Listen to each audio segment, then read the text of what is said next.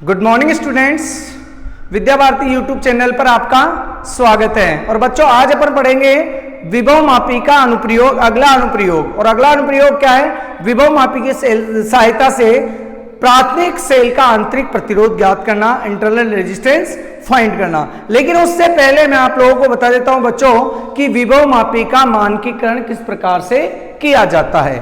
देखिए विभव मापी का मानकीकरण क्या होता है, आज इस वीडियो में अपन सबसे पहले पढ़ेंगे। तो मानकीकरण का मतलब होता है विभव मापी की विभव प्रवणता का मान ज्ञात करना। विभव मापी की विभव प्रवणता का जो मान ज्ञात करने के जो प्रोसेस होती है, मान ज्ञात करना जो होता है, उसे कहते हैं हम विभव मापी का मानकीकरण। तो विभव मापी के मानकीकरण के लिए अपन एक परिपथ चित्र बनाते हैं। और किस प्रकार से परिपथ चित्र बनाते हैं, देखिए बच्चों ये है अपनी विभव मापी। और मैंने आपको बताया था कि शॉर्ट फॉर्म में विभव मापी को सिर्फ एक लाइन से इंडिकेट किया गया है। ये विभव मापी का 10 मीटर लंबा क्या है, वायर है, जो मैग्नीन और कांस्टेंट का बना होता है।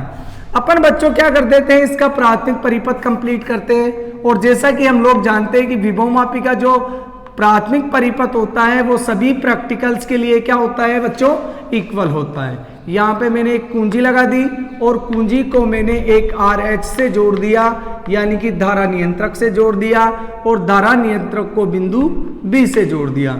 ये है अपना इसका प्राथमिक परिपथ। ओके स्टूडेंट्स, ये यहाँ पर एक कुंजी है और ये है RH। बच्चों विभव मापी के प्रत्येक प्रैक्टिकल के अंदर ये जो प्राथमिक परिपथ होता है वह सभी में इक्वल होता है। यहाँ पर एक बैटरी लगी होती है, कुंजी लगी होती है, यानी कि बैटरी का जो पॉजिटिव टर्मिनल है उसको बिंदु A से कनेक्ट कर देते हैं विभव मापी के बिंदु से, और नेगेटिव टर्मिनल को एक की से कनेक्ट कर देते हैं, और की को एक रियोस्टेट यानी कि धारा नियंत्रक से कनेक्ट कर देते हैं, और धारा नियंत्रक को विभव मापी के B सिरे से कनेक्ट कर देते हैं।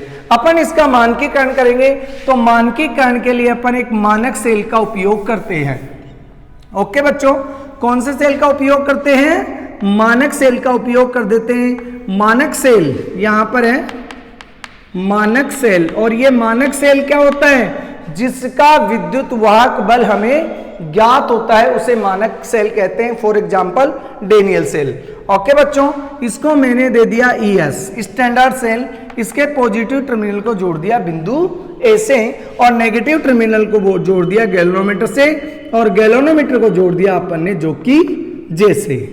ओके बच्चों, सबसे पहले अपन क्या करेंगे बच्चों, अब इसकी आती है क्रियाविधि कि किस प्रकार से अपन इसकी विभव प्रवणता का मान ज्ञात करेंगे। तो देखिए बच्चों, सबसे पहले अपन क्या करेंगे, इस वायर को यहां से यानी जोकी को उठाएंगे और A पर कनेक्ट A पर क्या करेंगे, टच करेंगे, और गैल्वेनोमीटर का डिफ्लेक्शन नोट कर लेते हैं। अर्थात उसमें डिफ्लेक्शन कौन सी डायरेक्शन में, कौन सी दिशा में आ रहा है। फॉर एग्जाम्पल मान लीजिए उसका डिफ्लेक्शन लेफ्ट हैंड साइड में आ रहा है, इधर आ गया। ओके, फिर यहां से इस वायर को उठाकर B पर लगाएंगे। B पे लगाने के बाद में भी डिफ्लेक्शन को नोट करेंगे, और डिफ्लेक्शन क्या आ जाएगा, जो A पर स्पर्श किया था उसके अपोजिट डायरेक्शन में आ जाना चाहिए। यानी कि जब मैंने इसको A पर स्पर्श कराया तो डिफ्लेक्शन लेफ्ट हैंड साइड में आया, और जब मैंने इसको B पर कनेक्ट किया तो डिफ्लेक्शन आ गया राइट हैंड साइड में। इट मीन्स जो अपना ये कनेक्शन है, सर्किट का जो कनेक्शन है वो करेक्ट है, उसमें कोई भी गलती नहीं है। अगर बच्चों अपना जो गैल्वेनोमीटर का जो डिफ्लेक्शन जो होता है अगर वो दोनों साइड में नहीं आता है तो इसका मतलब ये होता है कि अपना जो परिपथ जो सर्किट जो अपन ने बना रखा है वो क्या है, गलत है। तो उसको क्या करेंगे अपन, सुधार करेंगे। और सुधार किस प्रकार से करेंगे, जैसे ये अपने स्क्रू होते हैं उनको थोड़ा टाइट करेंगे, और अपन क्या करेंगे RH को थोड़ा आगे पीछे भी करके देखेंगे धारा नियंत्रक को, क्योंकि ये क्या करता है, करंट को कंट्रोल करता है। अर्थात ये करंट कंट्रोलर होता है जिसको अपन ने RH रियोस्टेट कहते हैं, जिसे धारा नियंत्रक कहा जाता है। आपको अगला जब वीडियो में आपको बताऊंगा तो उसके अंदर हम आपको ये दिखाएंगे कि ये किस प्रकार का होता है। तो देखिए बच्चों, अपन ने किया यहाँ पर, अब क्या करते हैं, यहाँ पर स्पर्श किया। फॉर एग्जांपल यहाँ पे स्पर्श किया तो लेफ्ट हैंड साइड में आ गया, और यहाँ से उठाकर जोकी को B पर टच किया तो कौन सी डायरेक्शन में डिफ्लेक्शन होता है, राइट हैंड डायरेक्शन में क्या हो जाता है, इसका डिफ्लेक्शन हो जाता है। It means the given circuit is A correct, यानी कि अपने जो तैयार किया सर्किट वो क्या है, बिल्कुल करेक्ट है। ओके स्टूडेंट्स, तो देखिए ए और बी के, जैसे मैंने कल एक डायग्राम बनाया था बच्चों, ये मान लीजिए अपना गैल्वेनोमीटर है और यहाँ पर एक गैल्वेनोमीटर की सी होती है 0 और यहाँ पर होता है बेटा 30 और यहाँ पर भी होता है 30 खाने दोनों साइड में होते हैं। ओके, अब इधर मैंने जब इसको ए पर स्पर्श कराया तो ये वाला जो पॉइंट है, this point will come there, यहाँ पे आ जाता है 30 पे, और अगर मैं बी पर कनेक्ट करता हूं तो दिस, अगर जैसे मान लीजिए मैंने इस वायर को उठा के यहाँ पे स्पर्श किया, फॉर एग्जाम्पल मैंने इस वायर को उठा के यहाँ पे स्पर्श किया तो this needle will come to the 30, यानी कि 30 पे आ जाती है, फॉर एग्जाम्पल आ गई। अब जैसे ही मैं इसको वापस उठाऊंगा, वहां से स्पर्श नहीं करा के वापस उससे हटाते हैं तो वापस ये आ जाती है 0 पे। और जब मैं जॉकी को यहाँ पे स्पर्श कराता हूं तो needle will come again the opposite direction of the first process, यानी कि जो पहली स्थिति थी उसके अपोजिट डायरेक्शन में आ जाती है। तो अपना ये सर्किट जो दिया हुआ है वो क्या है, सही है, बिल्कुल एकदम करेक्ट है। ओके स्टूडेंट्स, तो देखिए जब मैंने ए पे किया तो इधर डिफ्लेक्शन आ गया, बी पे किया तो इधर डिफ्लेक्शन आ गया। It means we can say that कि एक ऐसा पॉइंट यहां पर होगा, इस ए और बी के बिटवीन एक ऐसा पॉइंट होगा जहां पर डिफ्लेक्शन क्या हो जाएगा, 0 हो जाएगा, और वो क्या कहलाती है, संतुलित लंबाई कहलाती है फॉर द स्टैंडर्ड सेल, यानी कि मानक सेल की संतुलित लंबाई अपने को प्राप्त हो जाती है। फॉर एग्जाम्पल मान लीजिए अपने को कहां पे प्राप्त हुई, ये L0 प्राप्त होती है कहां पर, बिंदु C पर। बिंदु C पर अपने को इस मानक सेल के लिए संतुलित लंबाई प्राप्त हो जाती है। और जैसा कि बच्चों अपने को पता है कि जब संतुलित लंबाई अगर अपने को पता चल जाती है तो अपन लिख देते हैं यहां पर विभव मापी के सिद्धांत से। और विभव मापी का सिद्धांत क्या होता है, इस सेल के लिए आया है तो ES इक्वल टू XL0, और यहां से X इक्वल टू आ जाएगा ES अपॉन L0। देखिए बच्चों, मैंने पहले बताया था यहां पर एक स्टैंडर्ड सेल लिया है, मानक सेल लिया है, और मानक सेल का वैल्यू जो अपने को होती है मालूम होती है, L0 अपन ने ज्ञात कर लिया। तो इस विभव मापी की विभव प्रवणता इस प्रकार से अपन ज्ञात कर सकते हैं। कभी कभार ये प्रैक्टिकल में क्वेश्चन पूछ लिया जाता है कि विभव मापी का मानकीकरण किसे कहते हैं, या हाफ ईयरली एग्जाम में भी ऐसे क्वेश्चन आ जाते हैं, बोर्ड लेवल पे भी अगर पूछ लिया जाता तो पूछ सकता है, इसका सर्किट भी पूछ सकता है। तो इसलिए ऐसे क्वेश्चंस को आप अपने माइंड में अच्छी तरह से सेट कर लीजिए। और आप इसका स्क्रीनशॉट लेना चाहते हैं तो इसका स्क्रीनशॉट भी आप ले सकते हैं। अब चलते हैं बच्चों अपन नेक्स्ट टॉपिक पर। अपना नेक्स्ट टॉपिक है विभव मापी की सहायता से सेल का आंतरिक प्रतिरोध ज्ञात करना। विभव मापी की सहायता से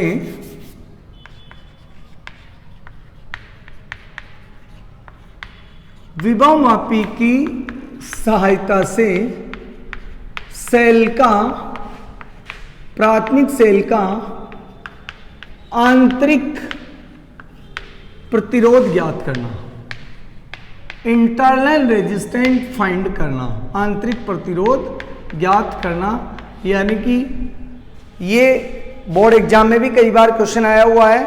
और ये जो मैंने कल के वीडियो में जो सेलों के विद्युत वाहक बलों वाला जो ज्ञात करना बताया था, तुलना करना बताया था, वो वाला प्रैक्टिकल और ये वाला प्रैक्टिकल ऑलमोस्ट सभी स्कूल्स में करवाया जाता है। बहुत इजी एग्जाम ये प्रैक्टिकल है, तो इस पर थोड़ा सा ध्यान दीजिए। और बच्चों जब आपका प्रैक्टिकल चालू हो जाए तो उस टाइम पर ऐसे वीडियो को आप देखें और उसको समझें, फिर आप लैब में जाकर भी करें और टीचर से भी पूछें। ओके स्टूडेंट्स, मैं 100% आपको गारंटी देता हूं कि आप मान लीजिए वीडियो को अच्छी तरह से देख रहे हैं तो आपको किसी से पूछने की जरूरत नहीं पड़ेगी, आप उस प्रैक्टिकल को इजी वे में भी कर सकते हैं। तो देखिए सबसे पहले बनाते हैं इसका सर्किट डायग्राम।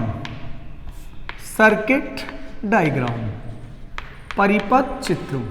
परिपथ चित्र क्या है, प्राथमिक परिपथ चित्र, यानी कि जो इसका प्राथमिक परिपथ होगा वो तो सभी के लिए इक्वल होता है। यहाँ पर एक बैटरी लगा देते हैं और बैटरी के पास में एक कुंजी लगा देते हैं और कुंजी के पास में एक धारा नियंत्रक लगा देते हैं और धारा नियंत्रक के पास में क्या कर देते हैं अपन, धारा नियंत्रक को इसके बी पॉइंट से कनेक्ट कर देते हैं। ओके बच्चों, ये हो गया प्लस माइनस ई की और आर एच। देखिए बच्चों मैंने क्या किया है, यहाँ पर बैटरी ली, मैंने एक ई बैटरी ली, ई बैटरी के धनात्मक टर्मिनल को विभवमापी के ए पॉइंट से कनेक्ट कर दिया और ऋणात्मक टर्मिनल को कुंजी से, कुंजी को धारा नियंत्रक से और धारा नियंत्रक को पॉइंट बी से कनेक्ट कर दिया। इस प्रकार से हम प्राइमरी कनेक्शन को कंप्लीट कर लेते हैं, प्राथमिक परिपथ को।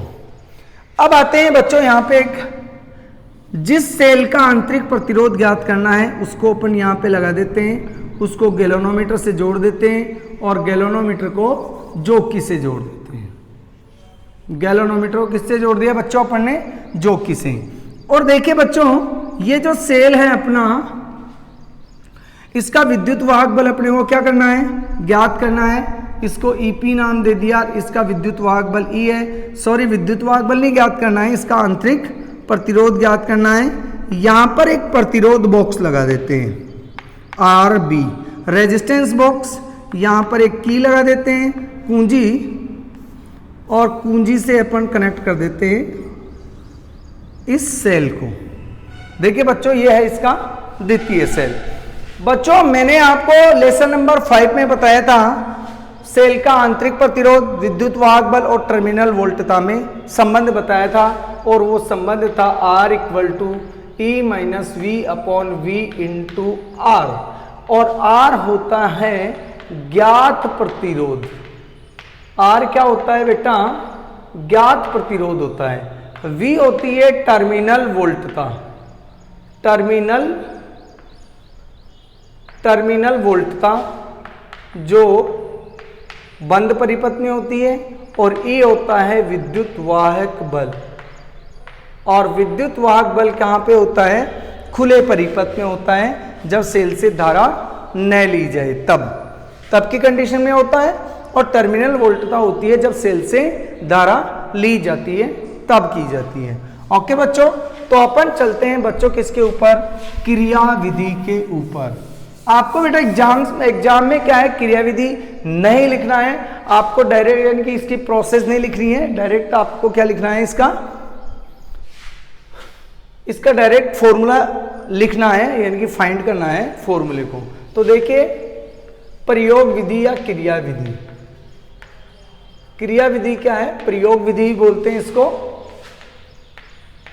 प्रयोग विधि तो हाँ सॉरी बच्चों, प्रयोग विधि कभी कभार पूछ लिया जाता है, क्वेश्चन आ जाता है। विभवमापी की सहायता से सेल का आंतरिक प्रतिरोध ज्ञात करने के लिए परिपथ चित्र बनाइए तथा प्रयोग विधि लिखिए, साथ में सूत्र की स्थापना भी कीजिए। तो क्रियाविधि या प्रयोग विधि पूछ लेते हैं। ओके, परिपथ का वर्णन नहीं पूछते हैं, परिपथ तो आप लोगों ने यहाँ पे बना दिया है। अब चलते हैं बच्चों अपनी बात पे। सर्वप्रथम क्या कर देते हैं बेटा, इसको K1 कुंजी नाम दे दो, पहले इसको K2 नाम दे दीजिए। ध्यान से सुनिए, सर्वप्रथम क्या कर देते हैं, K1 कुंजी को लगाकर प्राथमिक परिपथ को कंप्लीट करते हैं। ओके, ये सबसे पहला काम है सभी प्रैक्टिकल के अंदर। तो सबसे पहली बात क्या आ जाएगी, प्राथमिक परिपथ को कंप्लीट कर देते हैं K1 कुंजी लगाकर, और K2 कुंजी को नहीं लगाते हैं। जब K2 कुंजी को नहीं लगाते हैं तो ये जो अपना सेल है वह क्या होता है, खुले परिपथ में होता है। कौन से परिपथ में होता है, खुले परिपथ में होता है। अब खुले परिपथ में क्या करते हैं, सेल की संतुलित लंबाई ज्ञात कर लेते हैं। तो कैसे ज्ञात करेंगे, देखिए बच्चों यहां पर क्या करेंगे, सबसे पहले इस जोकी को बिंदु ए पर स्पर्श करते हैं। बिंदु ए पर स्पर्श करके गैल्वेनोमीटर का डिफ्लेक्शन चेक कर लेते हैं, विक्षेप चेक कर लेते हैं। मान लीजिए वो लेफ्ट हैंड साइड में आ गया।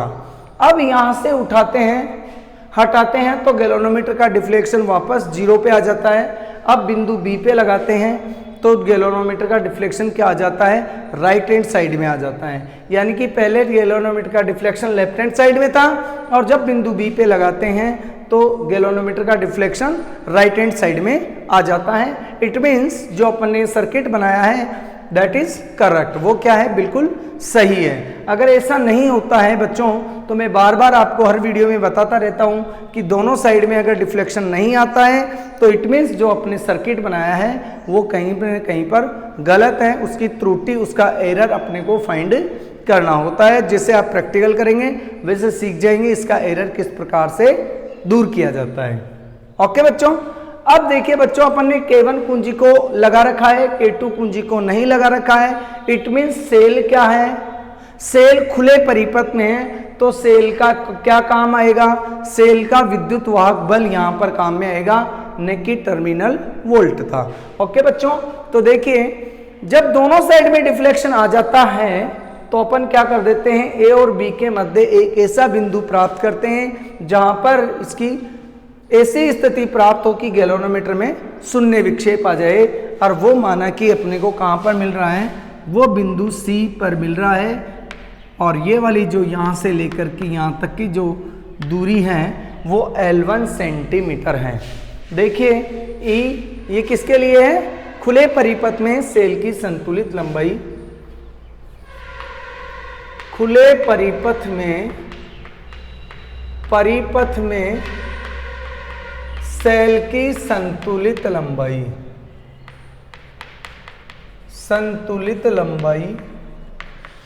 क्या प्राप्ति L1, तो विभव मापी के सिद्धांत से अपने पास में आ जाएगा E बराबर x L1, that is equation number first. मैंने बच्चों यहाँ पे E लिया है, E इसलिए लिया है क्योंकि ये खुला परिपथ है और खुला परिपथ में जो वोल्टेज होता है उसको अपन कहते हैं विद्युत वाहक बल। ओके स्टूडेंट्स, अब क्या करते हैं बच्चों, ये देखिए प्रत्येक पाठ्यांक के लिए अब प्राथमिक परिपथ में कोई परिवर्तन नहीं करेंगे, सिर्फ जो भी परिवर्तन करेंगे वो द्वितीय परिपथ में करेंगे। अब यहाँ पर K1 कुंजी तो लगी हुई है, अब क्या कर देते हैं बेटा, यहाँ पर K2 कुंजी भी लगा देते हैं और इसमें से कुछ प्रतिरोध बॉक्स में से जो यहाँ प्रतिरोध बॉक्स हैं वो भी मैं आपको कल बताऊंगा क्या होता है। प्रतिरोध बॉक्स में से एक R ओम का प्रतिरोध अपन क्या कर देते हैं, निकाल लेते हैं। वैसे प्रतिरोध बॉक्स ऐसा होता है उसमें खूब सारे डॉट लगे होते हैं, उसमें से 1 2 3 4 5 6 ऐसे खूब सारे प्रतिरोध लगे रहते हैं, इसमें से एक कोई भी प्रतिरोध अपन निकाल लेते हैं। यहाँ पे फॉर्मूला अपने को क्या करना है, डिराइव करना है। इसके लिए मैंने यहाँ पे निकाल लिया R ओम का प्रतिरोध। ओके, R ओम का प्रतिरोध मैंने यहाँ से निकाल लिया, K2 कुंजी मैंने यहाँ पर अप्लाई कर दिया और अब क्या करते हैं, इसको उठाते हैं, यहाँ पे स्पर्श कराते हैं, गैल्वेनोमीटर का डिफ्लेक्शन चेक करते हैं। मान लीजिए गैल्वेनोमीटर का डिफ्लेक्शन क्या आ जाता है अपने पास में, राइट हैंड साइड में, वो सॉरी लेफ्ट हैंड साइड में आ जाता है। फिर यहाँ से उठाकर फिर बी पे लगाते हैं, बी पे लगाते हैं तो गैल्वेनोमीटर का डिफ्लेक्शन किधर आ जाता है, राइट हैंड साइड में आ जाता है। यानी कि दोनों कंडीशंस में जब ए पर टच किया और बी पर टच किया तो गैल्वेनोमीटर का जो डिफ्लेक्शन है वो एक दूसरे क्या आ जाता है, अपोजिट आ जाता है। अब अपोजिट आ जाता है इट मीन्स अपना ये सर्किट है वो दूसरा सर्किट है, द्वितीय सर्किट, वो भी क्या है, करेक्ट है, as well as first circuit भी क्या है अपना करेक्ट है। ओके स्टूडेंट्स, अब देखिए ए पर और बी पर दोनों अपोजिट डायरेक्शन में डिफ्लेक्शन आ जाता है। इट मीन्स एक पॉइंट ए और बी के बिटवीन ऐसा होगा, ए और बी के मध्य ऐसा होगा जहां पर गैल्वेनोमीटर में डिफ्लेक्शन 0 आ जाएगा और उसको कहते हैं संतुलित लंबाई। यानी कि उस जो जिस बिंदु पर आएगा वो वहां से उसकी क्या हो जाएगी, संतुलित लंबाई अपन ज्ञात कर लेते हैं। और देखिए ये है बंद परिपथ, इसमें सेल से धारा ले रहे हैं अपन, इधर धारा, इधर भी और इधर धारा क्या कर रहे हैं अपन बच्चों, ले रहे हैं। ओके, कुछ धारा इधर जा रही है, इधर भी अपन क्या कर रहे हैं, सेल से धारा ले रहे हैं। तो यहां पर विद्युत वाहक बल की जगह क्या आएगी, टर्मिनल वोल्टता आएगी। देखिए माना कि बंद परिपथ में सेल की संतुलित लंबाई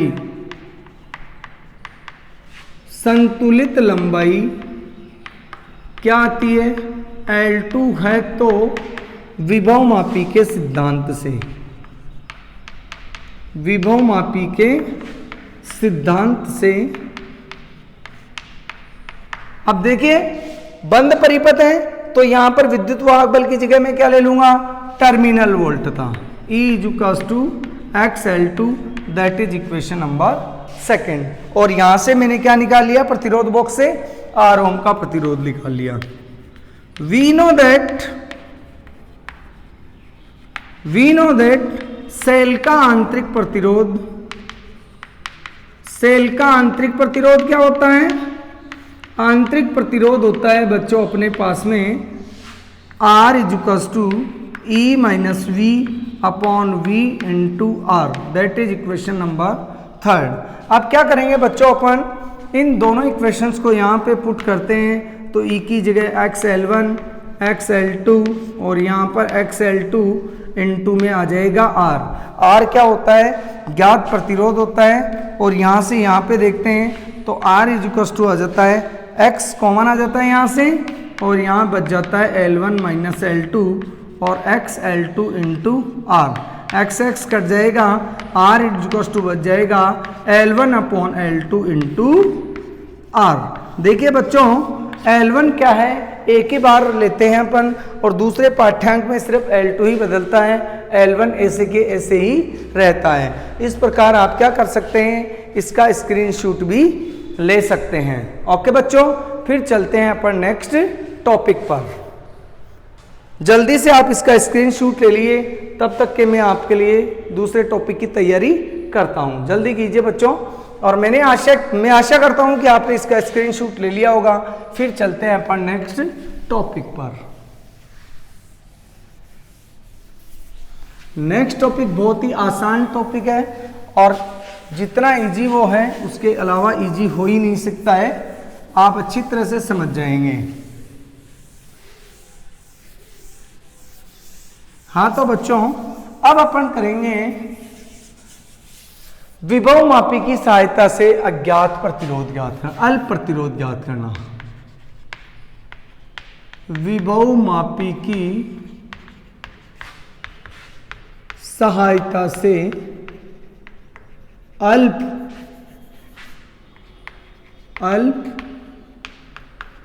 प्रतिरोध ज्ञात करना। अल्प प्रतिरोध है, कोई प्रतिरोध दिया हुआ है, उसको अपन को विभव मापी की सहायता से क्या करना है बच्चों, ज्ञात करना है। तो देखिए कैसे करेंगे। इसके लिए अपन क्या कर देते हैं, सबसे पहले एक परिपथ चित्र बनाते हैं। ये प्राथमिक परिपथ हो गया विभव मापी का। यहाँ पर एक बैटरी लगा दी मैंने, यहाँ पे एक कुंजी लगा दी K1 और यहाँ पर एक धारा नियंत्रक लगा दिया।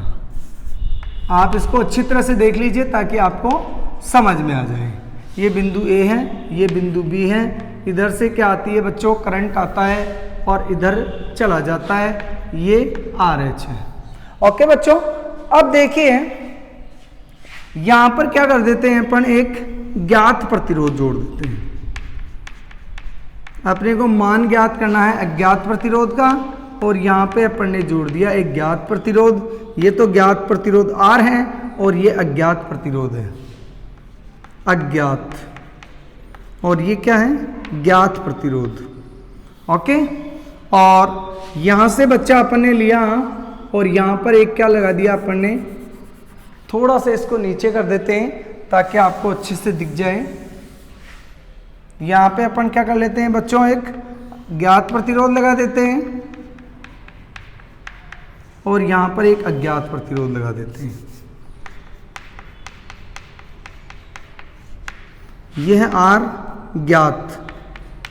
ज्ञात प्रतिरोध और यह है अज्ञात प्रतिरोध जिसकी वैल्यू अपने को फाइंड करना है। ओके बच्चों, ये तो क्या है, ज्ञात प्रतिरोध, और ये क्या है, अज्ञात प्रतिरोध जिसकी वैल्यू अपने को क्या करना है, फाइंड करना है।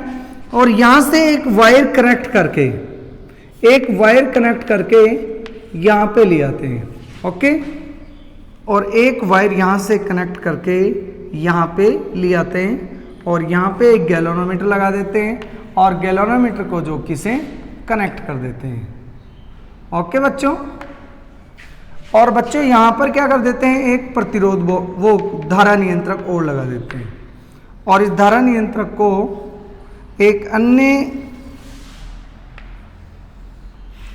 इस धारा नियंत्रक को यहां पर एक क्या कर देते हैं, एक बैटरी से कनेक्ट कर देते हैं, सेल से, ई से, और यहां पर एक कुंजी लगा देते हैं, उसका नाम मैंने K2 दे दिया, और इस धारा नियंत्रक का नाम दे दिया मैंने RS2, और दैट इज RH1, और दैट इज EP।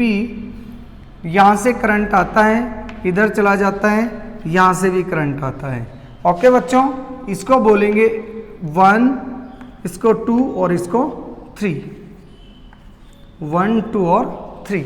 देखिए बच्चों क्या कर देते हैं अपन, सर्वप्रथम क्या कर देते हैं अपन, एक सबसे पहले जो है इसकी अपन क्या करते हैं, क्रिया विधि लिखते हैं, प्रयोग विधि। और इसकी प्रयोग विधि क्या है, सर्वप्रथम अपन क्या कर देते हैं बच्चों, K1 कुंजी में डॉट लगा देते हैं, और क्या कर देते हैं, प्राथमिक परिपथ को कंप्लीट कर देते हैं, और K2 कुंजी में भी क्या कर देते हैं, डॉट लगा देते हैं। ओके, अब क्या होता है बच्चों कि सब सर्वप्रथम 1 और 2 के मध्य अपन क्या कर देते हैं, डॉट लगा देते हैं, यानी कि इसमें कौन सी धारा प्रवाहित होने लग जाती है, परिपथ में I धारा प्रवाहित नहीं होने लगती है। I धारा इधर से आएगी, सॉरी ये इधर से जा रही है, इधर आ जाएगी, इसमें क्या होती है, I धारा क्या होती है, प्रवाहित होती है। मान लीजिए प्रतिरोध R में क्या होती है, I धारा प्रवाहित होती है। 1 और 2 के मध्य डॉट लगाते हैं, तो देखिए बच्चों इसके सिरों पर विभवांतर के लिए संतुलित लंबाई ज्ञात कर लेते हैं। कहने का तात्पर्य हुआ कि 1 और 2 के मध्य डॉट लगा देते हैं, K2 में डॉट, K1 में डॉट लगा देते हैं, इस प्रकार से परिपथ कंप्लीट हो जाता है। प्रतिरोध R में I धारा प्रवाहित होने लग जाती है, इसमें जो अपना ये सर्किट है उसमें धारा प्रवाहित होने लग जाती है। अब सर्वप्रथम अपन क्या कर देते हैं बच्चों, इस जोकी को उठाते हैं यहाँ से और बिंदु A पर लगाते हैं, सॉरी यहाँ पे मैंने B लिख दिया, बिंदु A पर लगाते हैं और उस गैल्वेनोमीटर का डिफ्लेक्शन क्या करते हैं, चेक करते हैं, और फिर बिंदु B पर लगाते हैं, फिर गैल्वेनोमीटर का डिफ्लेक्शन चेक करते हैं। यदि दोनों कंडीशंस में, दोनों परिस्थितियों में, दोनों स्थितियों में क्या होता है, अगर मान लीजिए जो डिफ्लेक्शन इसका है वो क्या हो जाता है, अपोजिट डायरेक्शन में आ जाता है, इट मीन्स अपना जो सर्किट है वो क्या है, करेक्ट है। ओके बात यहाँ तक कंप्लीट। अब बच्चों अपन चलते हैं, जब 1 और 2 के मध्य डॉट लगा देते हैं तो ये R क्या करने लग जाता है, काम करने लग जाता है। तो R के सिरों पर विभवांतर के लिए संतुलित लंबाई ज्ञात कर लेते हैं। माना कि R के लिए, R के सिरों पर विभवांतर V1 के लिए संतुलित लंबाई L1 है। तो विभव मापी के सिद्धांत से, विभव मापी के सिद्धांत से क्या हो जाएगा, V1 x L1। यह हो गया विभव मापी के सिद्धांत से पहली बात, यानी कि R के सिरों पर उत्पन्न विभवांतर के लिए अपन ने क्या ज्ञात कर लिया, संतुलित लंबाई ज्ञात कर ली, और फिर अपन ने उसके विभव मापी का सिद्धांत लगा दिया। माना कि यहां पर जो विभव है वो कितना है, V1 है, तो V1 है तो V1 x L1।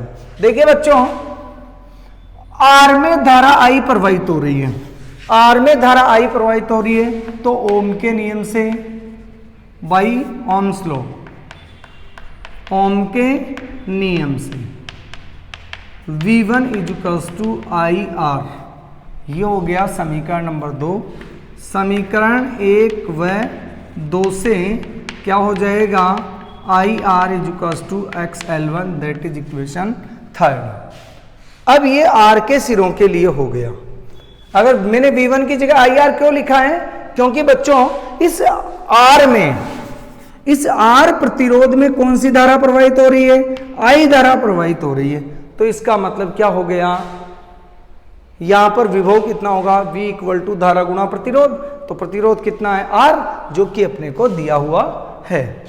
अब इतनी सी बात अपनी क्या हो जाती है, कंप्लीट हो जाती है। उसके बाद में क्या करते हैं बच्चों, अपन यहां से इसको हटाएंगे, यानी कि डॉट को 1 और 2 से हटा के 2 और 3 के मध्य लगा देते हैं। अब देखिए बच्चों, ये R और ये R क्या हो जाता है, श्रेणी क्रम में हो जाता है।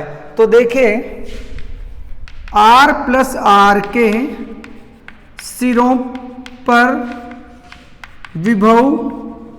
विभवांतर V2 के लिए संतुलित लंबाई कितनी है बच्चों, L2 है। तो विभव मापी के सिद्धांत से, विभव मापी का सिद्धांत कितना है, V2 equals to XL2, that is equation number 4। देखिए बच्चों, यदि क्या है, ऊपर का थोड़ा सा मैं मिटा देता हूं, इधर का, यहां पर मान लीजिए V2 है दोनों के ऊपर, इन दोनों के ऊपर विभव कितना है, V2 है, और इसमें धारा कितनी जा रही है, I धारा जा रही है। तो V2 बराबर कितना हो जाएगा, धारा गुणा प्रतिरोध, और प्रतिरोध कितना है, R प्लस R। तो यहां पे रख दीजिए, ये दैट इज इक्वेशन नंबर 5। अब समीकरण 4 और 5 से देखिए क्या लिख सकता हूं मैं, यहां V2 की जगह लिख सकता हूं I R plus R is equals to XL2। Okay बच्चों, अब क्या करेंगे, समीकरण देखिए, एक तो ये हो गया, ज्ञात करना है अपने को इस R की वैल्यू, एक समीकरण ये हो गया, इसको दे दिया मैंने समीकरण नंबर 6। और मैं इधर थोड़ा सा स्क्रीनशॉट लेना चाहूँ तो आप ले सकते हैं, फिर इसको थोड़ा सा मिटा देते हैं। देखिए इसको मिटा देते हैं, तो मिटाते हैं तो क्या करते हैं, सॉरी इस डायग्राम को नहीं मिटाएंगे, डायग्राम एज इट इज रखेंगे, क्योंकि इसको थोड़ा सा आपको समझा भी देंगे। ये RH1 और ये K1, थोड़ा सा इसको अपन क्या कर देते हैं, मिटा देते हैं। अब देखिए बच्चों, समीकरण 6 और 3 देखिए, समीकरण 6 में 3 का भाग लगा देते हैं, समीकरण 6 इज डिवाइडेड बाई 3। तो यहां पे आ गया I R plus R is equals to XL2, और इधर इसमें किसका डिवाइड कर देंगे, IR, और इसमें कर देंगे XL1 का। ओके बच्चों, L1 क्या है, R के लिए, और L2 क्या है, R प्लस R के लिए, क्योंकि R और R L2 के लिए क्या है, श्रेणी क्रम में जुड़ जाता है, और श्रेणी क्रम में कुल प्रतिरोध कितना होता है, सभी प्रतिरोधों के योग के इक्वल। I से I कैंसिल, अपने पास में R plus R upon capital R बच गया, XX cancel, L2 upon L1। Okay बच्चों, अब अपन चलते हैं थोड़ा इसके आगे। आगे क्या है, यहां पे इसके नीचे ले जाइए, तो R upon R plus R upon R is equals to L2 upon L1। इससे कट गया 1 plus R upon R is equals to L2 upon L1। इसको ब्रैकेट में न लगाएं तो ही थोड़ा क्या रहता है, ठीक रहता है। ओके बच्चों, इस 1 को क्या करेंगे बेटा, उधर ट्रांसफर करेंगे, तो R upon R is equals to बच जाएगा L2 अपॉन L1 माइनस 1। और यहाँ पर अगर अपन एलसीएम लेते हैं, इसका लघुत्तम लेते हैं, तो अपने बच जाता है R upon R is equals to L2 minus L1 upon L1। Okay, और small r is equals to बन जाएगा L2 minus L1 upon L1 into में R। इस प्रकार से अपन अल्प प्रतिरोध की वैल्यू फाइंड कर सकते हैं। ये इसको कोई भी आंतरिक प्रतिरोध नहीं समझेगा। ये क्या है, अपना अज्ञात प्रतिरोध है, अज्ञात प्रतिरोध है, जिसको अल्प प्रतिरोध मैंने यहाँ पे लिखा है। ओके बच्चों, आप इसका स्क्रीनशॉट ले लीजिए। अगर आपको नहीं समझ में आता है तो 2-3 बार क्या करेंगे, वीडियो को अच्छी तरह से देखते रहेंगे। ओके स्टूडेंट्स, और देखिए बच्चों, इसके जितने भी एग्जाम्पल हैं वो आप लोग सॉल्व कर लेना। जो भी एग्जाम्पल नहीं आता है उसको कमेंट्स बॉक्स में कमेंट्स कर दिया करो, और ज़्यादा से ज़्यादा वीडियो को शेयर कीजिए, वीडियो को लाइक कीजिए, चैनल को सब्सक्राइब कीजिए। और देखिए बच्चों, शेयर करना, लाइक करना, सब्सक्राइब करना। ये तो भले से आप करें या ना करें, लेकिन आप न्यूमेरिकल ज़्यादा से ज़्यादा करें, क्योंकि न्यूमेरिकल अगर आपको आ गया तो फिजिक्स आपको 101% आ जाएगी। देखिए मैंने आपको इसके 3 प्रैक्टिकल में आपको समझा चुका हूं। कौन कौन से समझाया मैंने? सबसे पहले 2 सेलों के विद्युत वाहक बलों की तुलना समझा दिया, सेल का आंतरिक प्रतिरोध ज्ञात करना समझा दिया, और अल्प प्रतिरोध का मान ज्ञात करना भी आपको समझा दिया है। और नेक्स्ट जो कल का जो अपना वीडियो होगा वो होगा वोल्टमीटर का अंशोधन और कैलिब्रेशन, और एमीटर का कैलिब्रेशन, यानी कि अंशोधन अपन कल के वीडियो में पढ़ेंगे। ओके, तो स्टूडेंट्स आज के लिए इतना ही काफ़ी है। Thank you, have a nice day. Okay, good bye.